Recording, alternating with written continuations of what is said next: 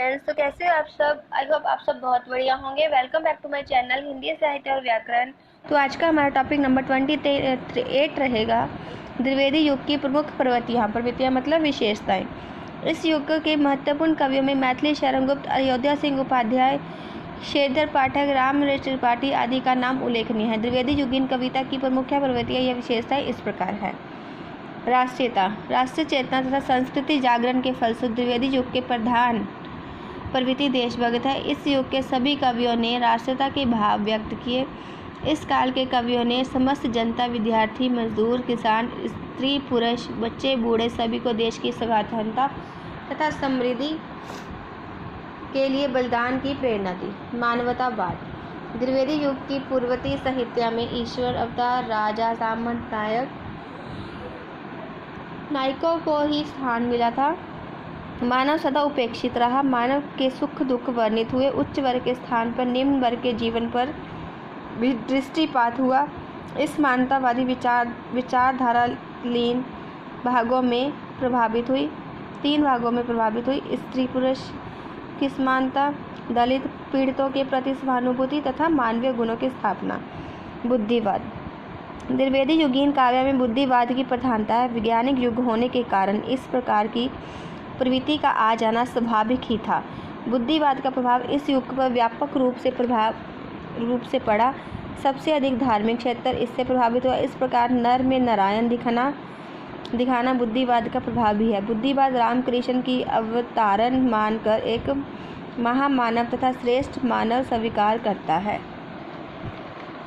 Next है, sorry ये ना हवा की वजह से थोड़ा पेज। नीति और आदर्श, द्विवेदी युग की काव्य नीति परक और आदर्शवादी काव्य है। कवियों ने इतिहास और पुराण से आदर्श पात्रों को लेकर अपनी रचनाएं लिखी। उनमें असत्य पर असत्य की विजय दिखाकर स्वार्थ त्याग, आत्माभिमान, कर्तव्य निष्ठा तथा बलिदान भावना की प्रेरणा दी। श्रृंगार का बहिष्कार, इस युग के काव्य की काव्यधारा में नैतिकता के आग्रह ने श्रृंगार विरोधी बना दिया। रीति का श्रृंगार भावना की घोर प्रतिक्रिया इस युग में हुई। श्रृंगार रस के जो भी वर्णन मिलते हैं वे अत्यंत संयत और मर्यादित है। प्रकृति चित्रण, द्विवेदी युगीन काव्य में अपने काव्य में प्रकृति का स्वतंत्र चित्रण किया है। प्रकृति, आलंबन, उद्दीपन एवं वातावरण निर्माण आदि रूपों को मनोहारी वर्णन इनके काव्य में मिलता है। हास्य और व्यंग, इस युग के काव्य में भारतेंदु युग जैसी जिंदादिली और चुहलबाजी नहीं है, किंतु हास्य व्यंग द्विवेदी जी के कारण संपन्न और मर्यादित है। इन कवियों ने राजनीतिक शोषण, सामाजिक कुरीतियों, धार्मिक पखंडों आदि विषयों को लेकर व्यंग्य किए। काव्य रूपों की विविधता, द्विवेदी युग में काव्यों के प्रचलित सभी काव्य के रूपों में कविता रचना हुई। कथा प्रधान काव्य में कवियों का मन अधिक रमा है। प्रिय प्रवास, साकेत इनके उदाहरण हैं।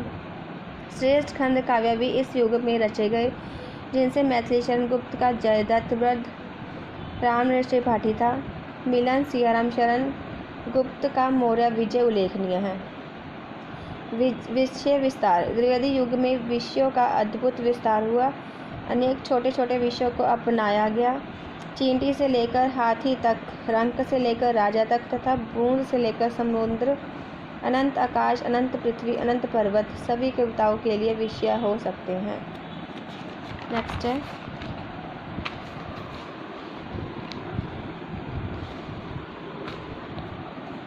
भाषा, द्विवेदी युग की एक महत्वपूर्ण विशेषता है काव्य क्षेत्र में ब्रज भाषा का स्थान पर खड़ी बोली को प्रतिष्ठित होना।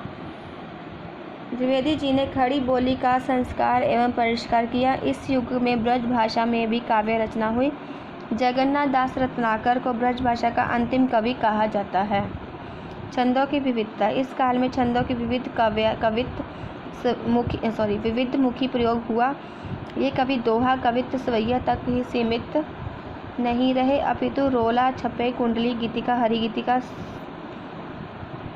सरसी, लावणी आदि छंदों का भी कुशलतापूर्वक प्रयोग किया।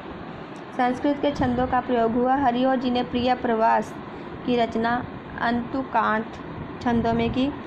इस प्रकार इस विवेचन से स्पष्ट हो जाता है कि त्रिवेदी युग भारतेंदु तथा छायावादी युग के बीच की कड़ी है।